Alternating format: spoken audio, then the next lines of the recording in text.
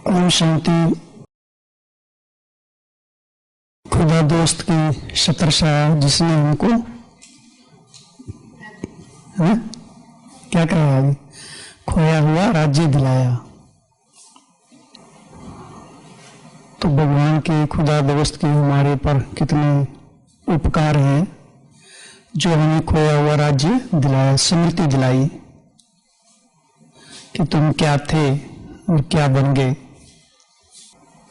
जिस सीट पर भगवान ने हम सबको बिठाया था वो छोड़कर हम विकारों के वशीभूत हो गए, सब कुछ भूल गए, धर्म कर्म सब भूल गए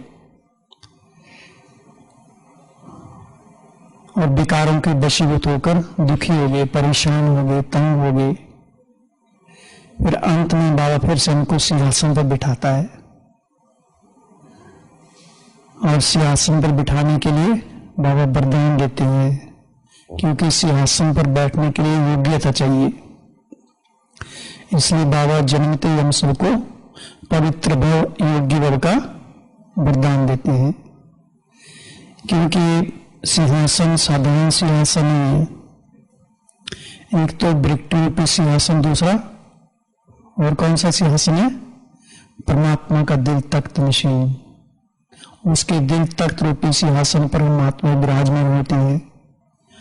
तो उसके लिए बाबा हमें वरदान देते हैं, पवित्र बनो, योगी बनो। तो पवित्रता ये हमारे ब्राह्मण जीवन के पुरुषार्थ में तीव्र गति का अहम माध्यम है। ये जितनी हमारी प्योरिटी संकल्पों में, बोल में, कर्म में, हमारी भावनाओं में जितनी हमारी प्योरिटी होगी उतनी हमारी स्पीड पुरुषार्थ में आगे बढ़ती रहेगी, उतने ही हम उड़ते रहेंगे, छोटी छोटी बातों के अधीन नहीं होंगे, पराधीन नहीं होंगे, अपने अधिकार के स्मृति पर, उस स्मृति का हम स्वाद लेंगे, सुख लेंगे। इसलिए हमेशा बाबा के सीट पर सेट रहो, अपसेट नहीं हो जाओ। संसार में भी उसी की मानी जाती है जो व्यक्ति सीट पर सेट होता है। अगर सीट छोड़ दी उसके बाद कोई पूछता नहीं है उसको। तो हमें तो स्वयं भगवान ने सीट पर बिठाया हुआ है, सम्मान की सीट पर। हमें अपने जो रॉयल संस्कार हैं उनकी सीट पर। तो बाबा ने आज हम सबको 2 सत्ताओं से अवगत कराया जो हमारी अपनी है, हमारी अपनी प्रॉपर्टी है, निजी संपत्ति है, जो हमारे संस्कारों में है। और वो 2 सत्ताएं कौन सी हैं? धर्म सत्ता और स्वराज्य की सत्ता। सारा खेल 2 सत्ताओं पर चलता है, धर्म और राज्य, राजनीति। तो बाबा हमको धर्म का भी अर्थ बताते हैं और स्वराज्य के भी अर्थ बताते हैं। स्वराज्य अर्थात स्वयं पर राज्य करना। दूसरों पर राज्य करना आसान काम है, लेकिन स्वयं पर राज्य करना इसमें मेहनत है। लेकिन अगर हमको युक्ति आ जाती है, जो बाबा ने कहा अपने कर्मेंद्र का दरबार लगाओ, कर्मेंद्रिय जो कर्मचारी हैं, अगर हम कर्मचारियों का दिल जीत लेते हैं तो वो कर्मचारी हमें हमेशा हमारे सहयोगी बने रहेंगे। तो स्वराज्य की सत्ता, ये सत्ता हमको केवल अभी मिलती है। स्वराज्य की सत्ता जितना हम इस पर मास्टरी कर लेते हैं उतना हमारा संगम युग भी अखंड निर्विघ्न पुरुषार्थ चलता रहता है और फ्यूचर में तो चलेगा चलेगा। तो सबसे बड़ी अभी पुरुषार्थ की मेहनत करनी पड़ती है, स्वराज्य की सत्ता पर हमेशा कायम रहने के लिए मेहनत करनी पड़ती है। और स्वराज्य की सत्ता में कौन कौन से विघ्न आते हैं ये भी हम सबको मालूम है। हमारे ही कर्मचारी जो हमको दुख देते हैं, तंग करते हैं। कौन कौन से कर्मचारी हैं हमारे? हमारी कर्मेंद्रियां, सबसे जो घातक कर्मचारी कौन से हैं? आंखें। देखो उनको पक्का हो गया घातक है, लेकिन ऐसा नहीं, ये सबसे अच्छे कर्मचारी, ये सोचना भी हमको। तो इन कर्मचारियों का हमको दिल जीतना है। एक एक कर्मचारी को अगर हम अपना बना लेते हैं और उसकी नब्ज को हम समझ जाते हैं कि ये कर्मचारी कैसे खुश होगा, और एक बार खुश करने की हमको कला आ गई, तो फिर हमेशा वो हमारे कर्मचारी हमारे सहायक बने रहेंगे, हमें धोखा नहीं देंगे। ऐसे संसार में भी जो बिजनेसमैन होते हैं, बड़े बड़े बिजनेसमैन, उनके पास जो कर्मचारी काम करते हैं, जो पूरा मनोयोग से, ईमानदारी से, निष्ठा से कार्य करते हैं, तो उनको जो ऑनर है उन पर पूरा विश्वास हो जाता है। सारे बिजनेस की चाबियां भी उनके हाथ में दे देते हैं, क्योंकि पता है कर्मचारी धोखा नहीं देगा, है ना। तो ये तो हमारे खुद कर्मचारी साथ में रहते हैं और ये हमारे अपने ही कर्मचारी हैं, इनसे हम किनारा भी नहीं कर सकते। संसार में तो कर्मचारियों को निकाला भी जा सकता है, लेकिन इन कर्मचारियों को तो नहीं निकाल सकते। तो इनका हमको दिल जीतना है। ये सबसे अच्छे कर्मचारी है हमारे पुरुषार्थ में चार चांद लगाने के लिए। लेकिन इन कर्मचारियों को परमात्म शक्तियों का हमको क्या करना है? परमात्म शक्तियों की खुराक देनी है, उनसे सजाना है, उनसे इनको शक्तिशाली बनाना है। क्योंकि 24 घंटे हमको इन कर्मचारियों के साथ ही रहना है, छोड़ नहीं सकते। इनके साथ ही रह के पुरुषार्थ करना है। यही कर्मचारी हमको चढ़ा देंगे और यही कर्मचारी हमको गिरा देंगे। तो इस घर में रहना है, तो घर में रहने वाला जो परिवार है उसका दिल जीतना पड़ेगा। अगर घर में कोई बच्चा है, कोई शरारती है, खराब काम भी करता है, फिर भी माँ बाप क्या करते हैं? उसको निकाल देते हैं?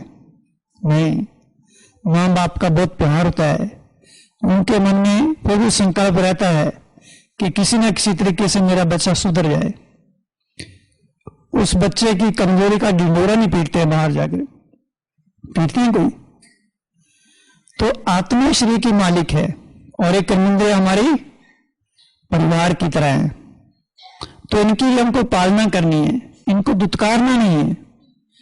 इन कर्मेंद्रियों के स्वभाव को समझना है कि चाहते क्या है।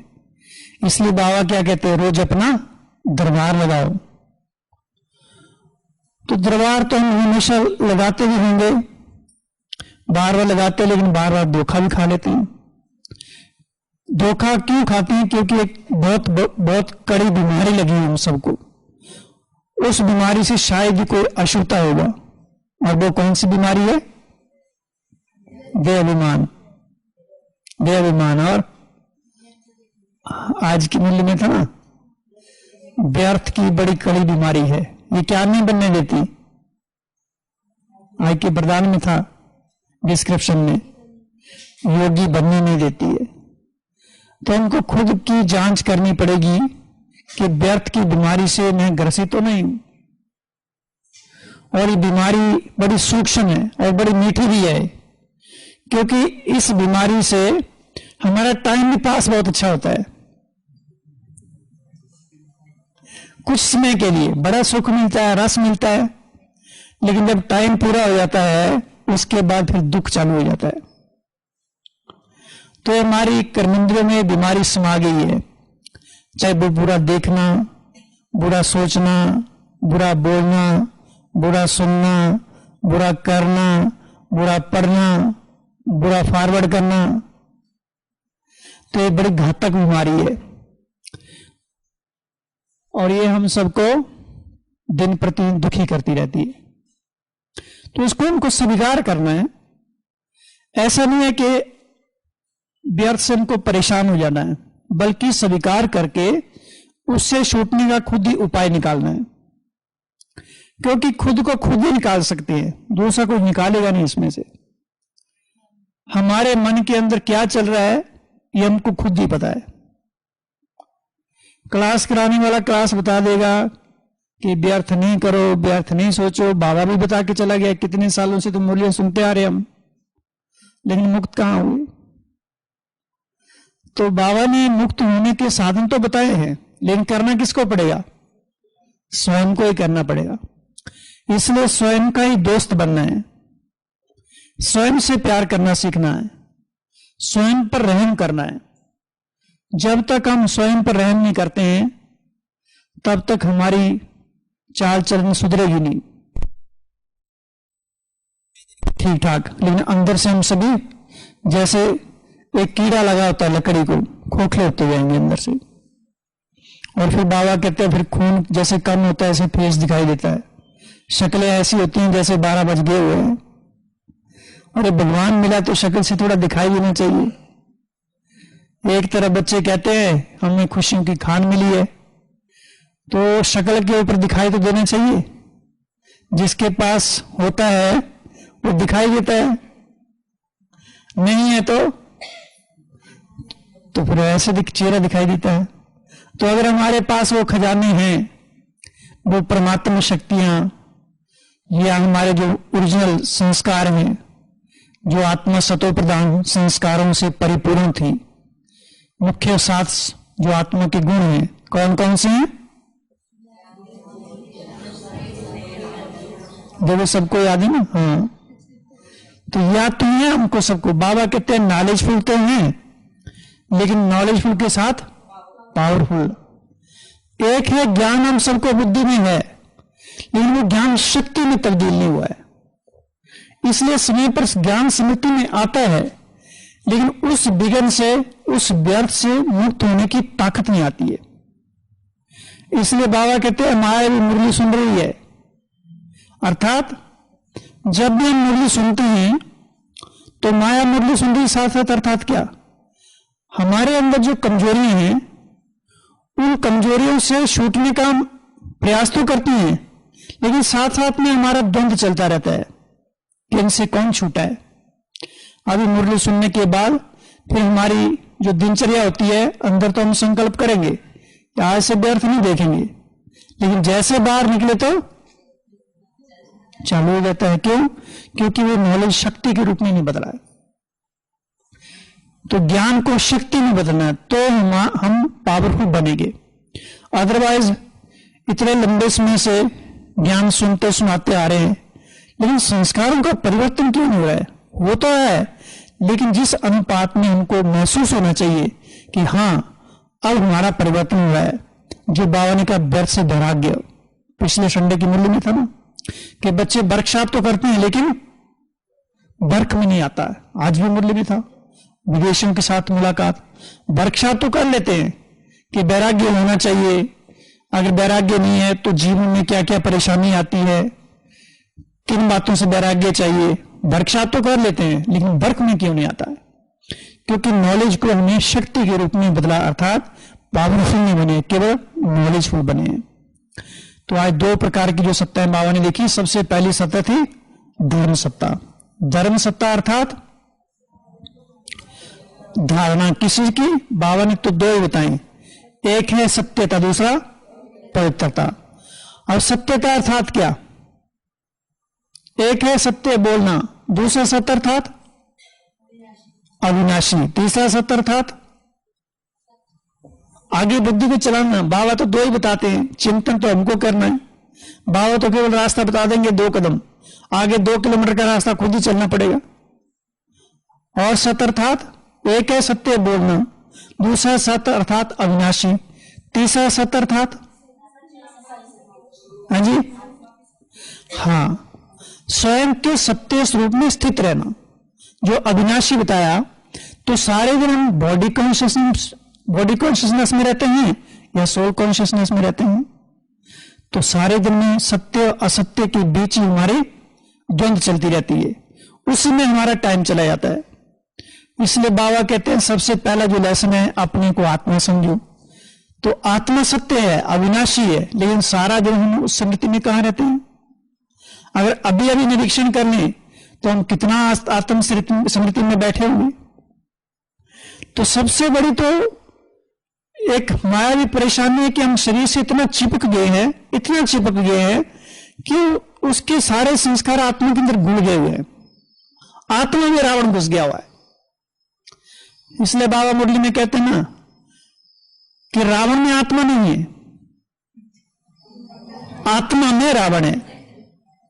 रावण में आत्मा है नहीं, आत्मा में रावण चला गया है।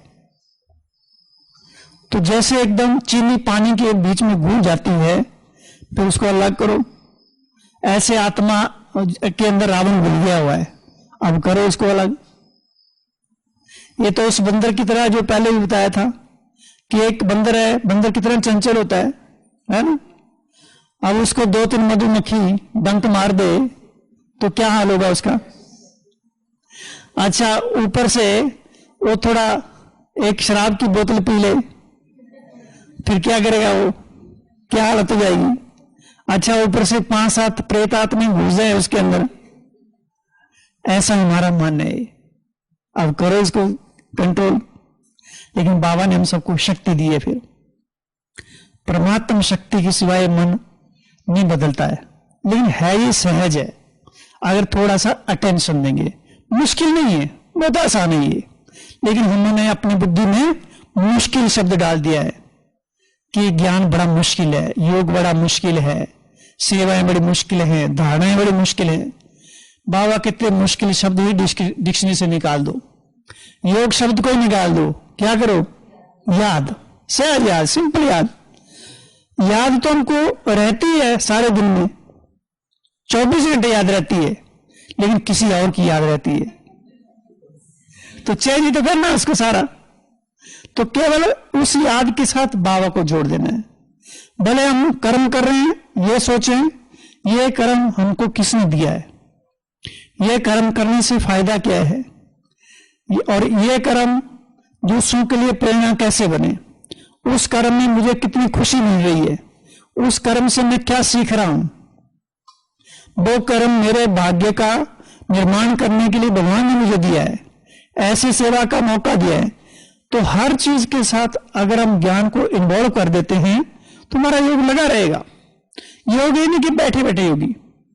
बाबा ने कहा तुम 2-4 घंटे के, हाँ जी, हाँ, तो योगी तो हमारा जीवन ही है। अब 2 मिनट अगर श्वास रुक जाए तो क्या हाल होगा, ओम शांति हो जाएगा। तो हमारा जीवन सदा योगी का है, 2-4 घंटे के योगी नहीं है, निरंतर योगी, निरंतर सेवादारी। बाबा ने कहा ये अंतिम स्थिति है, लेकिन इसकी प्रैक्टिस तो हमको अभी से करनी पड़ेगी। अगर अभी से ही प्रैक्टिस नहीं है तो अंत में कैसे करेंगे। तो हमको खुद ही ऐसे ढूंढनी है, कुछ ऐसी युक्तियां रचनी है खुद ही कि हमारा निरंतर योग लगाए, चाहे वो कम शक्तिशाली है या ज्यादा शक्तिशाली है, योग लगाया जाना चाहिए। जैसे आज शाम के योग में हम सबको सोमान दिया गया था। कौन सा सोमान था? मैं यहां बैठने वाले मैं कौन सा ब्राह्मण बताऊं? हाँ, उसके आगे एक शब्द तो भूल गया असली वाला, चेतन दीपक। चेतन था बीच में, था कि मान लिया आपने सही चलो ठीक है। तो हम दीपक संसार को रोशन करने वाले हैं, चैतन्य दीपक है। तो क्या हमको योग में सारा समय स्मृति रही? केवल संकल्प ही तो करना है, बाकी काम ऊपर वाले का है, क्योंकि बाबा को ही सारा काम करना है। ताकत तो उसी की चल रही है, हमारी क्या बिसात है उसमें, सारा उसी का खेल रचा हुआ है। और तो बीच में तो हम फंस गए हुए हैं, जो बाबा कहते चलते चलते ब्राह्मण फंस गया। लेकिन इसमें हमको फायदा बहुत है, बहुत खुशी है। हम तो बच गए, फंसे नहीं, भगवान को ही हमने फंसा लिया। हाँ तो धर्म सत्ता और स्वराज्य की सत्ता, कौन सी 3 बात? 1 2 3। हाँ, वो तो अपने मन से कुछ भी और जोड़ लो, 3 क्यों 10 कर लो। हाँ, उसको बचाएंगे कैसे, उसका ट्रीटमेंट करना पड़ेगा, उसको दवाई देनी पड़ेगी, हॉस्पिटल जाना पड़ेगा। पहले तो उस बंदर को पकड़ने की ताकत रखो, उसको हाथ लगाओ, पास में जाओ उसके, हाँ, तो उसी को तो पकड़ना है हाँ, तो उसका सबसे पहले तो साहस चाहिए, हिम्मत चाहिए उसके पास में जाने के। हमारे वाइब्रेशन अगर प्यार भरे वाइब्रेशन है, उसका कल्याण करने के वाइब्रेशन है, तो सामने वाली चीज हमको हमारे पर अटैक नहीं करेगी। कोई भी हिंसक जानवर हमारे पर अटैक तब करता है अगर हम उसको छेड़ते हैं, अगर उसको नुकसान पहुंचाने की मंशा रखते हैं। दूसरा अटैक तब करता है अगर हमारा उसके साथ हिसाब किताब है, कहीं ना कहीं हमने उसके साथ तो कुछ तो रॉन्ग किया हुआ है, तभी तो किया ना, क्योंकि बिना क्रिया के तो प्रतिक्रिया होती नहीं है। तो मन को बस करने के लिए ट्रीटमेंट करना पड़ेगा उसका। तो सबसे पहले उस मन को समझना है, उस मन के साथ प्यार करना है, डरना नहीं है उसे, अपनी कमजोरियों से डरना नहीं है, कमजोरियों को नोट करना है। इसलिए बाबा क्या कहते हैं, तीव्र पुरुषार्थी अर्थात अपनी कमजोरियों को निकालने का चिंतन करना। ऐसे में मेरे में कमजोरियां हैं और उनका हम चिंतन नहीं करें, पता नहीं चले, तो दिन प्रतिदिन कमजोरियों का ढेर लगता जाएगा और कमजोरियों का इतना बोझ हो जाएगा कि अंत में आत्मा उसी से ग्रसित हो जाएगी और निकल नहीं पाएंगे। तो हमको घबराना नहीं इस चीज से। जितनी भयानक बीमारी होती है तो उतना ट्रीटमेंट उसका लंबा होता है, शॉर्टकट रास्ता नहीं है। यह भी आत्मा लंबे समय से कितनी क्रॉनिक बीमारियों से ग्रसित है। लेकिन बाबा हम सबको अनेक प्रकार की युक्तियां देते हैं। अमृत वेले से लेकर रात्रि तक हर बात की बाबा ने हमको समझ दी है, लेकिन समझ के अनुसार हम कितना चलते हैं ये हम खुद जानते हैं कि संबंध संपर्क में हमको क्या बोलना है। अब जैसे बाबा ने बताया स्वराज्य अर्थात 3 बातें बताई, कौन कौन सी, परिस्थिति, प्रकृति और माया। अब परिस्थिति को ले लिया जाए तो दिन में कितनी परिस्थितियां आती हैं, लेकिन बाबा ने परिस्थितियों के लिए क्या बोला हुआ है, तो हमको याद आना चाहिए कि वो पा रहे हैं, वो हमारी नहीं है। हम अपनी स्थिति को छोड़कर दूसरे के जीवन में इंटरफेयर करते हैं तो दुखी होते हैं। जैसे मान लीजिए मैं किसी के बारे में सोचना शुरू कर देता हूं, अब मेरा उसमें कोई लेना है ही नहीं है, इंटरफेयर कर दिया उसके जीवन में, तो हम दुखी हो गए, उसके बारे में सोच रहे हैं ये क्यों करता है, ये कैसे करता है। आज बता भाई बाबा ने बताया 2 विधि बताई इसकी, कौन सी, हलचल से मुक्त रहने की, नॉट और डॉट। अब ये बताइए हमको, लेकिन सारा दिन हमको याद रही, और नॉट और डॉट तो रह गया ओम शांति ओम नहीं, और बाहर आके क्वेश्चन मार्क, आश्चर्यजनक मात्रा, कौमा, वही तो इसी से तो हम सारा दिन खेलते रहते हैं। बाहर आके हम क्या बोलेंगे, देखो ये मुरली सुन के फिर भी ऐसा कर रहा है।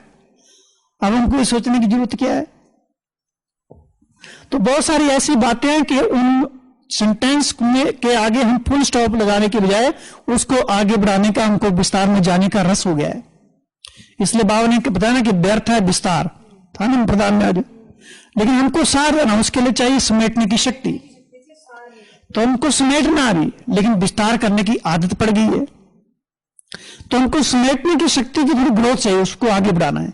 क्या क्या समेटना है, अपने व्यर्थ संकल्पों को समेटना है, व्यर्थ देखने की आदत को, जो दूसरे के बारे में हम सोचते रहते हैं। अगर सोचना ही है तो शुभ भावना, शुभ कामना रखो, लेकिन वो तब होगी जब हम आदत से मुक्त होंगे। आदत से मुक्ति नहीं है तो छोड़ेंगे कैसे, छूटेंगे कैसे। तो परिस्थिति माना ये पराई है, हमारी अपनी नहीं है, वो रावण की प्रॉपर्टी है। दूसरे की प्रॉपर्टी पर अगर हम कब्जा करें तो दूसरा तो हमारे पर तो प्रतिक्रिया करेगा ना। अगर हम किसी की, चलो मान लिया किसी को कोई भी कमजोरी है, 10 लोगों के साथ बता रहे हैं, अब 10 लोगों की मानसिकता को हमने खराब कर दिया, उसका बोझ कहां आया, हमारे ऊपर आया। अगर मान लो चलो गलती हो भी गई है, हमारे से हो गई है, तो अपनी गलती को भी हमको विस्तार करने की जरूरत नहीं है, उसको समझ लेना है। दूसरे से गलती हो गई है तो उसको फैलाने की बजाय समेटो। तो समेटने की शक्ति का प्रयोग तो किया नहीं हमने, फिर बैठे रहते हैं घंटे घंटे योग में, परिवर्तन तो दिखाई नहीं देता। इतने लंबे समय के बाद भी संस्कारों का परिवर्तन क्यों नहीं होता है। इतने कड़क संस्कार बन जाते हैं कि मैं ही राइट हूं, जो मैं सोचता हूं वही राइट है।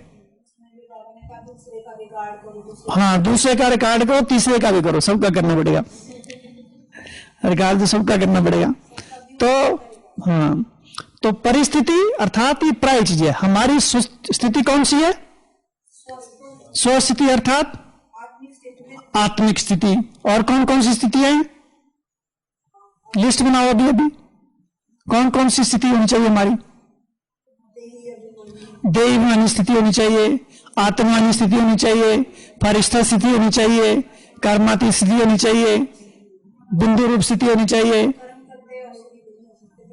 अशरीरी स्थिति होनी चाहिए, चलते चलते भी होनी चाहिए अशरीरी स्थिति। कैसे होगी चलते चलते? जब हम चलते हैं तो ये सोचना मेरा शरीर 10 मीटर आगे चल रहा है, मैं उसको धक्का देके चला रहा हूं।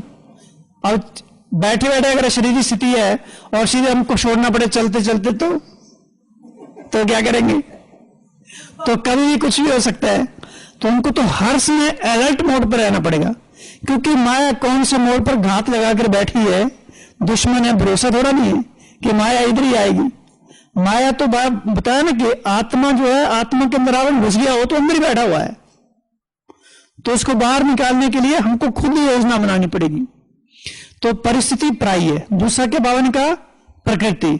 अब प्रकृति में हलचल में कैसे आती है? एक है प्रकृति के 5 तत्व, दूसरी प्रकृति कौन सी है?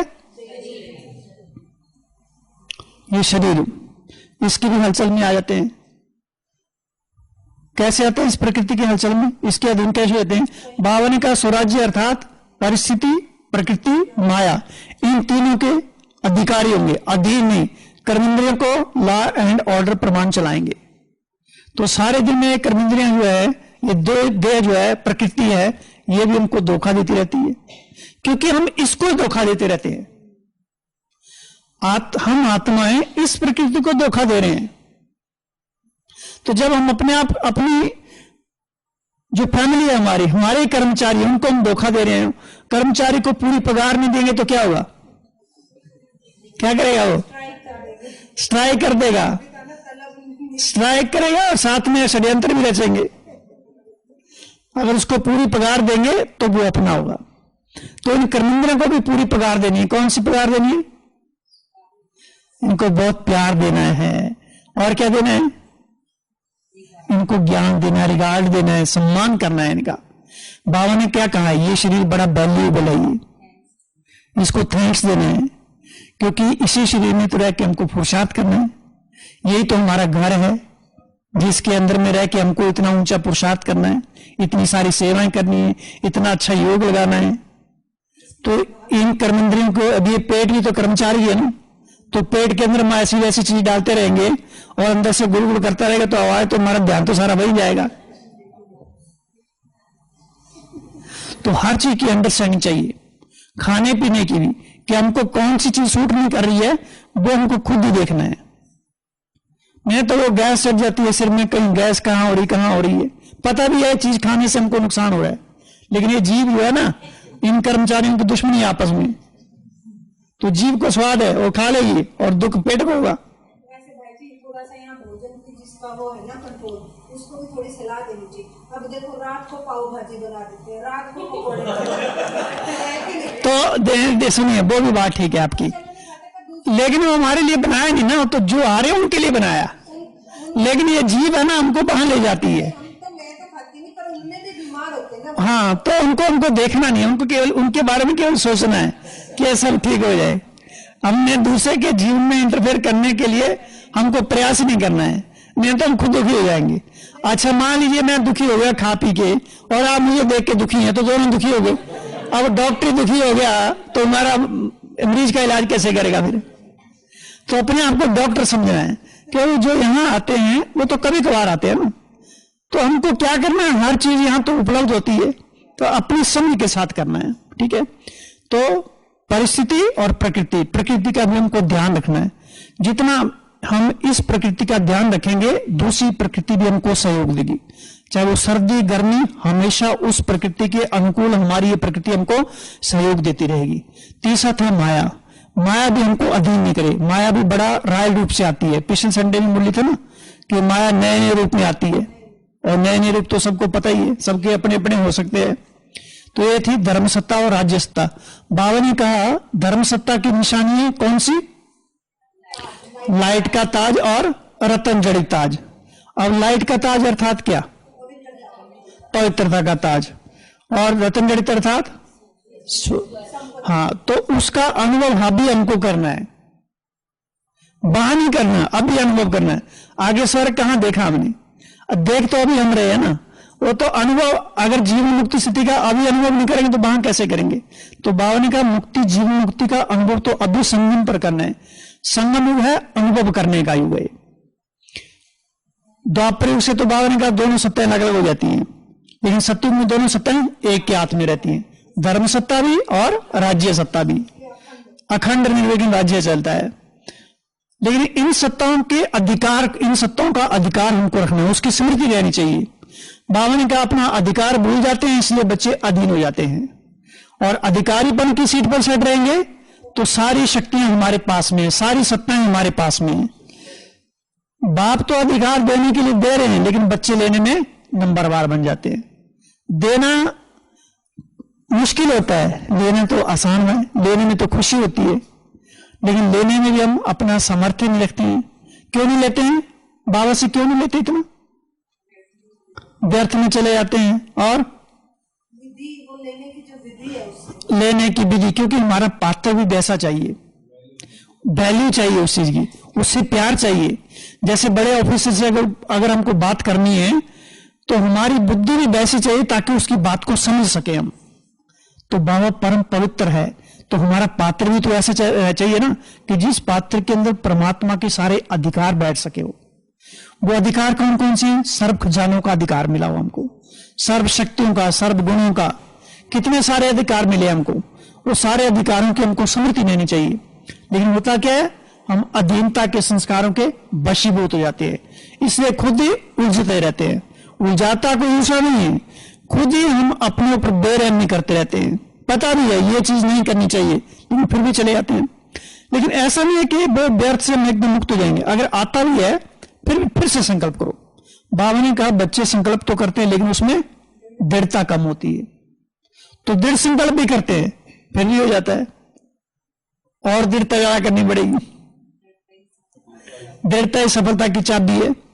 तो बार बार अगर हार भी खा गए तो आज से बाबा ने क्या कहा कि डॉट लगा दो, जो हो गया सो हो गया, अपसेट नहीं होना है।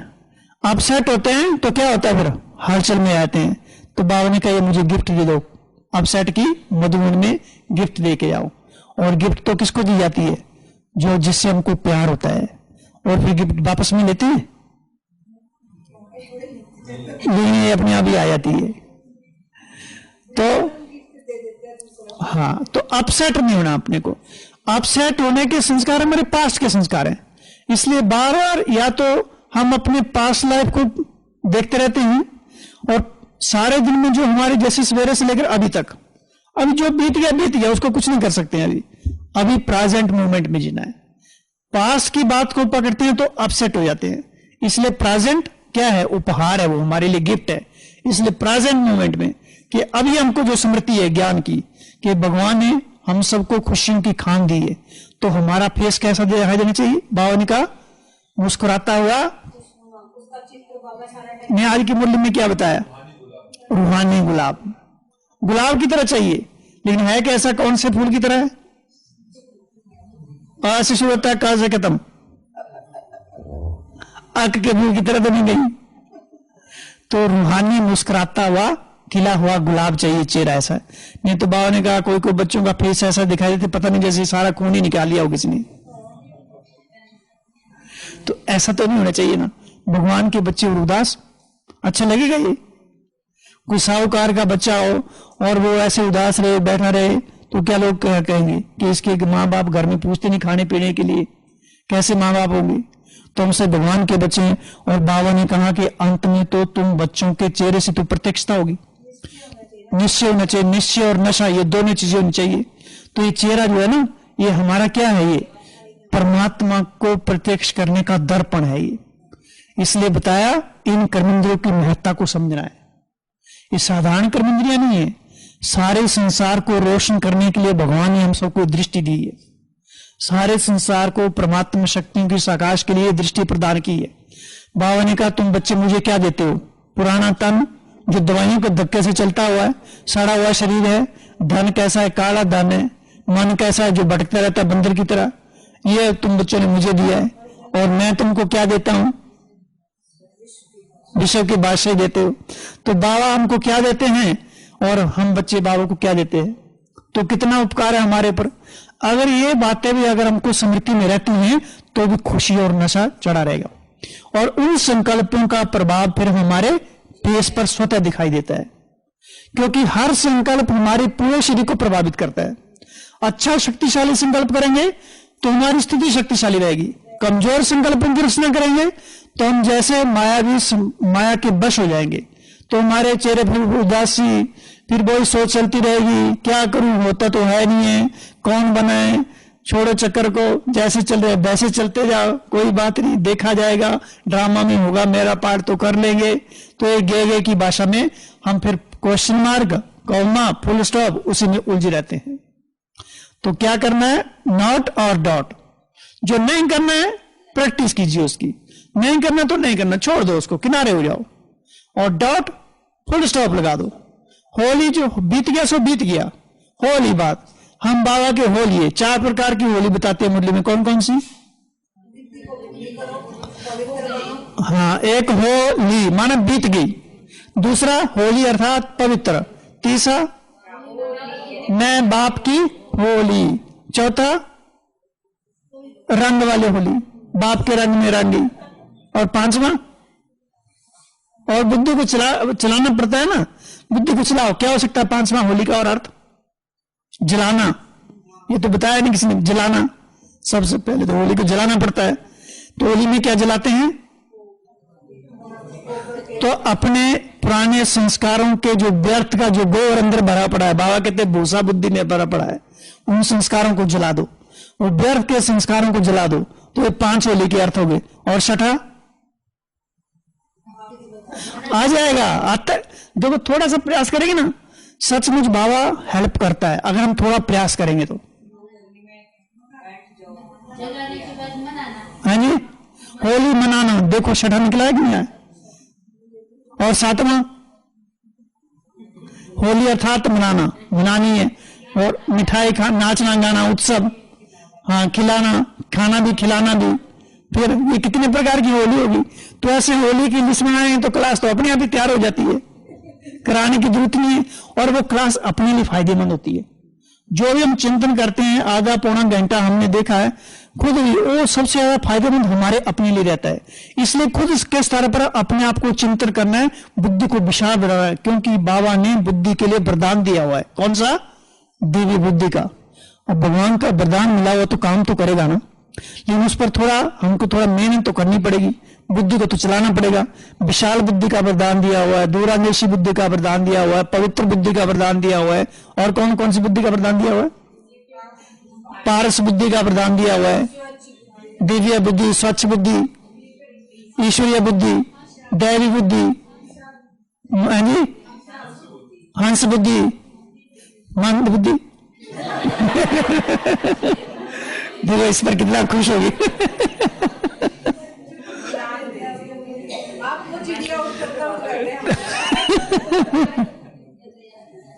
हाँ, चिड़िया उड़, तोता उड़, तो सबके तोते उड़ गए अभी।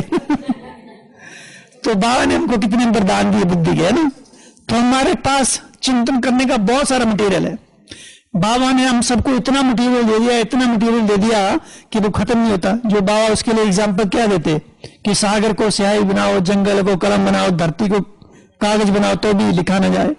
तो इतना विशाल अथाह ज्ञान है। लेकिन हम सोचते हैं कि थोड़ा सा जो है, बाबा तो वही मुरली चलाते रहते हैं, बार बार वही तो बातें हैं। लेकिन मुरली में बहुत सारी बातें होती है, इतनी ढेर सारी नवीन बातें होती हैं। लेकिन उसके लिए, उस बातों को कैच करने के लिए हमारी बुद्धि भी वैसे चाहिए। कोई उस पर नई कविता बना दो, है ना। ये हमारे भाई जी हैं, कविता बहुत अच्छी बनाते हैं, नाम भूल गया उनका, आपके पीछे बैठे ना, कुशल, ये दिल्ली वाले, ये जो इधर उधर देख रहे। तो हमको अपनी बुद्धि को चलाना है। अच्छा, तो डॉट और नॉट लगा दिया। अपसेट होंगे तो क्या, बाबा को गिफ्ट दे देंगे, आज से अपसेट नहीं होंगे। अपसेट हमारी पास्ट लाइफ थी, अब इससे प्रेजेंट में रहेंगे। और क्या करेंगे, बाबा ने कहा विदेशी विदेशी कौन है? बड़े वैल्यूएबल रत्न है, अमूल्य रत्न, बेदाग रत्न, तो कोई भी दाग नहीं होना चाहिए। दाग कब लगता है? जब हम डिस्कस करने के बाद जब हमारी राय नहीं मानी जाती है। तो बाबा कहते हैं जैसे हम अपनी बातों को खुशी खुशी बताते हैं, ऐसे दूसरे के विचारों को भी खुशी खुशी स्वीकार करो, इग्नोर नहीं करो उसको, क्योंकि कहीं ना कहीं उसके अंदर कुछ तो कल्याणकारी कोई मिलेगा ऐसा जिससे हम सबका भला होगा, कोई ना कोई तो टचिंग होगी।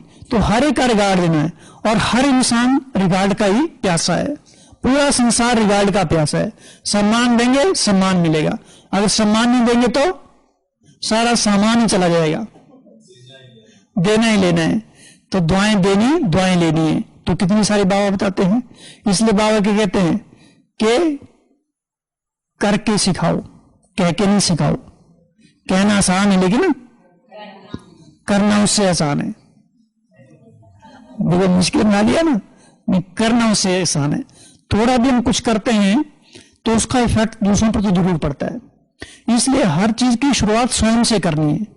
इसलिए विदेशियों को बाबा ने कहा कि एग्जाम्पल बनकर दिखाओ, है ना। विदेशियों ने एक टाइटल सिद्ध किया ना बाबा का, कौन सा? विश्व कल्याणकारी। तो कैसे विदेशों में तो सेवा इतना क्रिटिकल होती है, क्योंकि वहां की संस्कृति, वहां का पहनावा, भाषा, सब चीजें लगे टोटल, और वहां भगवान का ज्ञान देना कोई साधारण काम थोड़ा नहीं है। उस पश्चिमी हाँ जी, अटैचमेंट नहीं है किसी, हाँ वहां थोड़ा ये डिटैच जल्दी होते हैं, तो नष्ट हुआ। और दूसरा विदेशियों की विशेषता क्या है, क्या बताया आज बाबा ने? सच बोल देते हैं वो। बाबा ने पूछा ना कौन कौन अपसेट होता है, हाथ उठाओ, है ना। तो यहाँ कौन कौन होता है अपसेट, हाथ उठाओ। कोई नहीं होता ना, सब सेट है। अभी तो सेट है ना, अभी थोड़ा अपसेट है इसमें, तो हमने पास की बात को पकड़ के रखा हुआ है। तो जो बीत गया बिंदी नहीं लगाई फिर भी।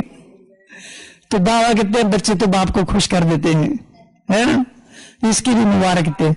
बच्चे होशियार हो गए हैं, है ना, लेकिन कभी कभी डल बुद्धि हो जाते हैं। वो बाबा तो डल बुद्धि तो बोला था ना बीच में, है ना।